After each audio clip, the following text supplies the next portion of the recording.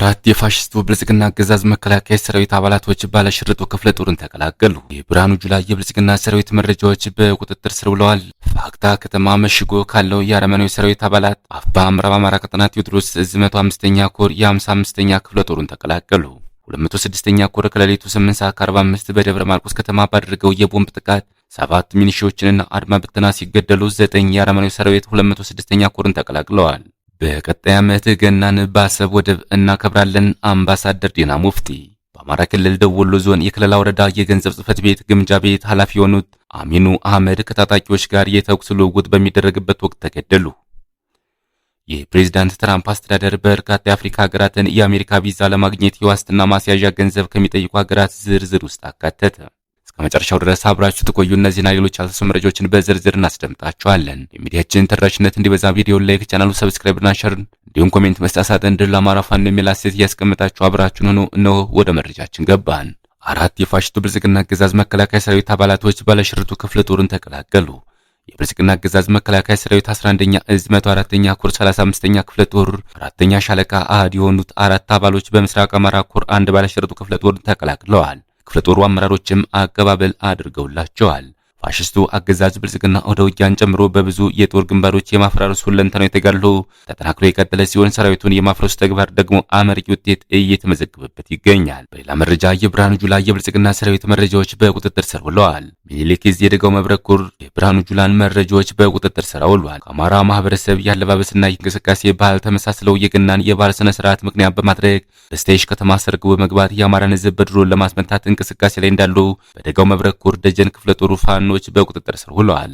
3 የመከላከያ ሰራዊት መረጃዎች ወደ ፋኖ ቀጠና ገብተው የጥፋት ዓላማቸውን ሊፈጽሙ ሲሉ በግስላ ፋኖች እጅ ከፍንጅ ዋሉ ሲሆን እዚህ ቀደም በተለያዩ ቦታዎች በኮሩ አሃድ ፋኖች መሰል እኩያኖች በቁጥጥር ስር ውለው የአማራን ሕዝብ መታደግ ተችሏል። ቁጥጥር ስር ያሉት የብርሃኑ ጁላ መረጃዎች ለምን ተግባር ከፋኖ ቀጠና እንደገቡ ሲጠየቁ አማራ ሕዝብ ተሰብስቦ የሚገኝበትን ቦታ ለላኳቸው አለቆቻቸው ለማሳወቅና ከዛም ብድሩን ማህበረሰቡን ጭምርም ቢሆን መምታት እንዳለበት ነው ሲሉ ተናግረዋል። የአማራን ሕዝብ እንደ ሕዝብ ሊያጠፋ ፎክሮና ፎክሮ የገባው የብልጽግናው ጋንግስተር በአማራ ፋኖ በየወቅቱ በመጣበት የኃይል ምላሽ እየተደመሰሰ ይገኛል። በሌላ ዜና የሰራዊቱ አባላት ፋኖን እየተቀላቀለ ነው። ፋግታ ከተማ መሽጎ ካለው የአረመኔው ሰራዊት አባላት በቀን 30/04/2018 ዓ.ም አፋባ ምዕራብ አማራ ቀጠና ቴዎድሮስ ዕዝ 105ኛ ኮር የ55ኛ ክፍለ ጦሩን ተቀላቅለዋል። ፋኖን የተቀላቀሉት አባላት ከ304ኛ ኮር አንድ በለጠ መልካሙ 99ኛ ክፍለ ጦር 5ኛ ሻለቃ 4ኛ ጋንታ አባል 2ኛ ጀማል አለሙ ይመር 99ኛ ክፍለ ጦር 5ኛ ሻለቃ 2ኛ ጋንታ የነበሩ አባላት ናቸው። አባላቱም እንዲህ በማለት ምስክርነታቸውን አጋርተውናል። አማራው ስርዓት በአማራ ክልል በመከላከያ ስም ያሰፈረው አረመኔ ሰራዊት ሴቶችን በጅምላ ሲደፍር፣ ንጹሃንን በጅምላ ሲረሽን፣ የሃይማኖት አባቶችን ሲገድልና በየቀኑ የአማራን ሕዝብ ንብረት ሲወድም በዓይናችን ስናይ ስላልቻልን ወደ ፋኖ መቀላቀል ችለናል ብለዋል። አባላቱም የመዋጋትና የመሞት ሞራል የለውም፣ እርስ በርሱ የሚጠራጠርና የሚተማመን ሆኗል። ስለዚህ የድሃ ልጅ ለአንድ ግለሰብ ስልጣን ተብሎ መሞት እንደሌለበትና ፋኖን በመቀላቀል ለሁሉም ኢትዮጵያውያን ጸረር የሆነውን ዘረኛ ስርዓት ማስወገድ መቻል እንዳለባቸው መልእክት አስተላልፈዋል። 206ኛ ኮር ከሌሊቱ 8:45 ደብረ ማርቆስ ከተማ ባደረገው የቦምብ ጥቃት 7 ሚኒሻዎችን አድማ ብተና ሲገደሉ 9 የአረመኔው ሰራዊት 206ኛ ኮርን ተቀላቅሏል። 206ኛ ኮር ከሌሊቱ 8:45 በደብረ ማርቆስ ከተማ ከጎተራ ወንቃ ሚኒሻና አድማ ብተና ጭኖ ሲንቀሳቀስ በነበረ ኦባማ መኪና ላይ በተፈጸመ የቦምብ ጥቃት አድማ ብተናና ሚኒሻዎች ሲገደሉ 9 የሚሆኑት ከባድ ቁስለኛ ሆነው ደብረ ማርቆስ ሆስፒታል ገብተዋል። ለ3 ተከታታይ ጊዜ በቀን በምሽትና በሌሊት ጠላትን በተለያየ ሁኔታ ተከታትሎ በቦምብ ያጋየው 206ኛ ኮር 15 የሚደርሱትን በመግደል 14 የሚሆኑትን ከባድ ቁስለኛ በማድረግ ደብረ ማርቆስ መሃል ከተማ ጀብድ እየፈጸመ የአረመኔውን ሰራዊት ጭንቅ ውስጥ ከቶታል። ይህ በእንዲህ እንዳለ የአረመኔውን ሰራዊት በማዳን አስደናቂ ጀብድ እየፈጸመ የሚገኘው ኮሩ በተመሳሳይ በስቡ ማስገዳት ጠላትን ኃይል እያፈራረሰው ሲገኝ በ24 ሰዓታት ውስጥ 9 የጠላት ኃይል ስቦ ማስገዳት ችሏል። በላይነው ተስፋው የተባለው አድማ ብተና አባል ከደብረ ማርቆስ ውስጥ 14ኛ ክፍለ ጦርን ሲቀላቀል ስጦታው አንተነህ የተባለው የ52ኛ ክፍለ ጦር አንደኛ ሬጅመንት ሻምበል 2 አባል የሆነው ደግሞ 2 ክላሽ በመያዝ 24ኛ ክፍለ ጦርን ተቀላቅሏል። ከቀናት በፊት በ206ኛ ኮር 4ኛ ክፍለ ጦር አስደናቂ ጀብድ ፍረስርሷ ከወጣቸው የ5ኛ ክፍለ ጦር አባሪ ሚኒሻ ከነበሩት መካከል ደግሞ አይተነው ስንቴ፣ የዓለም ዘውድ ባንቴ፣ ባወቀ ተፈሪ፣ ብሩክ ሞሌ፣ ውባረግ ባይሌ፣ አትንጉታ አባው ጌታ ሰው ምንዬ የነበሩ ሚኒሻዎች 206ኛ ኮር 24ኛ ክፍለ ጦርን ተቀላቅለዋል። በተጠናከረ መንገድ የጠላትን ኃይል እያፈረሰ ስቦ የሚያስቀዳው 206ኛ ኮር በሁለት ወራት ውስጥ 58 የአረመኔው ሰራዊት አባላትን በጥሩ ስነ ምግባር እየተቀበለ ሲሆን ይህንን ተግባር አጠናክሮ እንደሚቀጥል ኮሩ አስታውቋል። በቀጣይ ዓመት ገናን በአሰብ ወደብ እናከብራለን። አምባሳደር ዲና ሙፍቲ የቀጣይ ዓመት ገናን በታሪካዊ የባህር በራችን አሰብ ወደብ ላይ በእርግጠኝነት እናከብራለን። የኢትዮጵያ ሕዝብ ህዳሴውን አይቻልም እየተባለ አድርጎታል። የኢትዮጵያ ሕዝብ አድዋን የሚያክል ጀብድ የፈጸመ ነውና ቀጣይ ዓመት ታሪካዊ ባህር በራችን አሰብ ወደብ ላይ እንመልሳለን ብለዋል። ከነበልባሉ ፎገራ ክፍለ ጦር የተሰጠ መግለጫ። እንደሚታወቀው አማራ የህልውና አደጋ ገጥሞት ትግል ተጀምሮ ከ2 ዓመት በላይ እየተካሄደ እንደሆነ ይታወቃል። ይሁንና የደረሰው ግፍ በዓለም ታይቶ የማይታወቅ ፍጹም አረመኔነት የታየበት በመሆኑ የአብዮቱ አጀማመር የሽምቅ ውጊያ አነሳስን ያልጠበቀ ሁሉም በየሰፈሩ የራሱን ድርጅት ወጥኖ በመሰለው የትግል ስልት ሲመራ ቆይቷል። ይህንን ሁኔታ የተረዱ አንዳንድ በሳል የአማራ ታጋዮች ትግሉን ውጤታማ ይሆን ዘንድ በየቀበሌው ያሉትን ጥቃቅን ድርጅቶች አንድ ላይ ሰብስበው በሻለቃ በክፍለ ጦር አዋቅረው ክፍለ ጦሮችን አጣምረው ኮር መስርተው ኮሮችን ደምረው እዝ መስርተው እዞችን አንድ አድርገው አንድ የአማራ ጦር ገንብተው በተጨማሪ ይህንን የአማራ ጦር የሚመራ አንድ መሪ ድርጅት ገንብተው አማራ ብሎም እንደ ሀገር የገጠመን ችግር ለመቅረፍ እንደ ዓለምም የሰው ልጅ የገጠመውን ውስብስብ ችግር ለመፍታት የመፍትሄ አካል ለመሆንና ምድር ተፈጥሯዊነቷን ጠብቃ ለሰው ልጅ ምቹ መኖሪያ ሆና ትቀጥል ዘንድ አስተዋጽኦ ለማበርከት እየተሰራ መሆኑ ይታወቃል። ይሁንና ትግሉ በዓለም ዘንድ ባልተለመደ መልኩ በየቀበሌው የተጀመረ በመሆኑ ጠላት ሰርጎ ገቦችን እንደ ልቡ በማስገባቱ አንድ ወጥ ድርጅት ሲመሰረት ቀላል የማይባል ፈተና መኖሩ መራራ እውነታ ነው። በተለይ ልክ አሁን እንዳለንበት ጊዜ እነዚህን በራሳቸው አመራር ሲመሩ የነበሩና ጠላት እጁ ያለባቸው አደረጃጀቶች አላቅሎ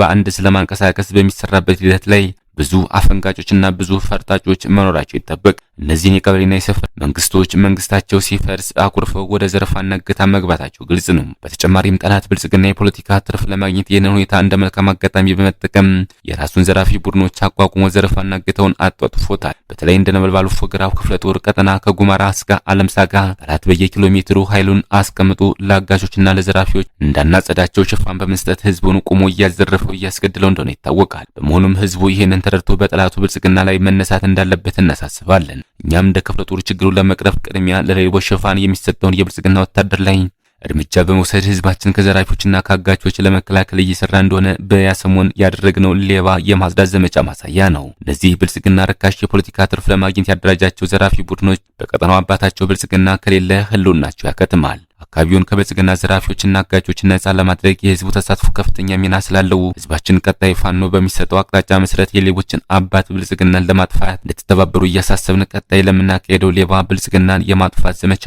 መረጃ በመስጠት በመዝመትም ጭምር እንድትሳተፉ እናሳስባለን። ሜጀር ጀነራል ዋንታባት አንደኛ ኮር ነበልባሉ ፎገራ ክፍለ ጦር ህዝብ ግንኙነት ዘርፍ ፋኖ መምህር አብዩ መልኬ በአማራ ክልል ደቡብ ወሎ ዞን የከለላ ወረዳ የገንዘብ ጽህፈት ቤት ግምጃ ቤት ኃላፊ የሆኑት አሚኑ አህመድ ከታጣቂዎች ጋር የተኩስ ልውውጥ በሚደረግበት ወቅት ተገደሉ። የወረዳው አስተዳደር ኮሚኒኬሽን ጽህፈት ቤት ማክሰኞ ታህሳስ 28 ባወጣው መግለጫ ኃላፊው አሚኑ የተገደሉት የመንግስት ጸጥታ ኃይሎች ጽህፈት ቤት ጽንፈኛ ሲል ከጠራው ቡድን ጋር የተኩስ ልውውጥ እያደረጉ በነበረበት ወቅት መሆኑን አስታውቋል። የወረዳው የሚሊሻ ጽህፈት ቤት የሰላም አስከባሪ ሂደት ኃላፊ ሳጅን አለይ አህመድም በተመሳሳይ በዚህ የተኩስ ልውውጥ ወቅት እንደተገደሉ የወረዳው አስተዳደር ኮሚኒኬሽን ጽህፈት ቤት ጨምሮ ገልጿል። ካለፉት ጥቂት ዓመታት ወዲህ በክልሉ በመንግስት ጸጥታ ኃይሎችና በታጣቂዎች መካከል በሚደረጉ ግጭቶች ውስጥ የሚሳተፉ የተለያዩ የአስተዳደር መዋቅሮች ሲቪል ኃላፊዎች ህይወት አልፏል። ብሔራዊ ባንክ የዝቅተኛ ወለድ ተመን ለገበያው እንዲተውና በአስቀማጮችና በባንኮች ወይም በሌሎች የገንዘብ ተቋማት መካከል በሚደረግ ድርድር እንዲሆን ወስኗል። ይህ ውሳኔ በገንዘብ እንቅስቃሴ ላይ ምን አንድምታ አለው?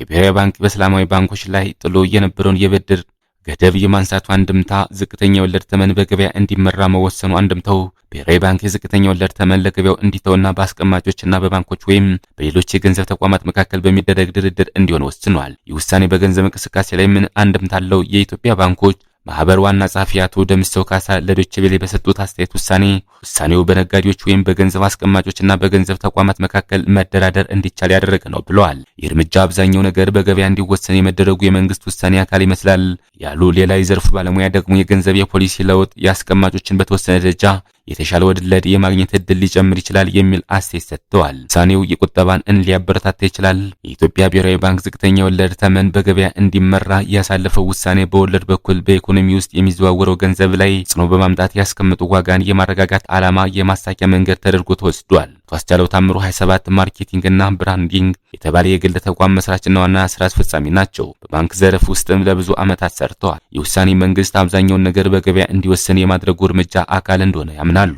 ይህም ለገንዘብ አስቀማጮች የተሻለ ወለድ የማግኘት እድል የሚፈጥርና አማራጭ ይዞ የመጣ ነው። የኢትዮጵያ ባንኮች ማህበር በጉዳዩ ላይ ምን ይላል? የኢትዮጵያ ባንኮች ማህበር ዋና ጸሐፊ አቶ ደምሰው ካሳ ለዶይቼ ቬለ በሰጡት አስተያየት በነጋዴ ወይም በገንዘብ አስቀማጮችና በገንዘብ ተቋማት መካከል ድሮ መደራደር አይቻልም ነበር። አሁን ግን ይህንን ውሳኔ ተከትሎ በእነዚህ አካላት መካከል የተቀማጭ ገንዘብ ወለድን በተመለከተ መደራደር ይቻላል።